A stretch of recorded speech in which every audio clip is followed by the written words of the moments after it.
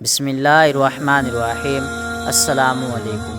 پیارے دوستو، بزرگان دین کا یہ معمول رہا ہے کہ وہ اللہ تبارک و تعالیٰ کی عبادت کرتے رہتے تھے، اور انہیں جب کبھی بھی کوئی مصیبت پیش آتی یا کوئی مشکل پیش آتی تو وہ اللہ تبارک و تعالیٰ سے دعا بھی کرتے، اور ساتھ میں اپنی نمازوں میں بھی کثرت کر دیتے تھے، اور ساتھ میں ایک اور عمل بھی کرتے تھے جنہیں ہم وظائف کے نام سے جانتے ہیں۔ تو وظیفہ بہت ہی پاورفل ہوتا ہے، اور آج جو وظیفہ ہم آپ کے لیے لائے ہیں وہ رزق کی تنگی کے خاتمے کا ہے۔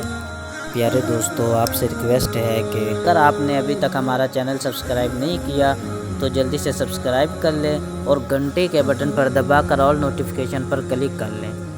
حضرت علی پاک رضی اللہ تعالیٰ عنہ سے مروی ہے کہ نبی اکرم صلی اللہ تعالیٰ علیہ وآلہ وسلم نے فرمایا، جو شخص یہ کلمات 100 مرتبہ پڑھ لے تو وہ فقر و فاقہ سے بھی محفوظ رہے گا، اور قبر کی تنگی و وحشت میں انسیت کا باعث ہوں گے، اور اس سے ظاہری اور باطنی غنا حاصل ہوگا، یعنی امبیری حاصل ہوگی، اور انہی کلمات کی برکت سے وہ قیامت کے دن جنت کے دروازے پر دستک دے گا۔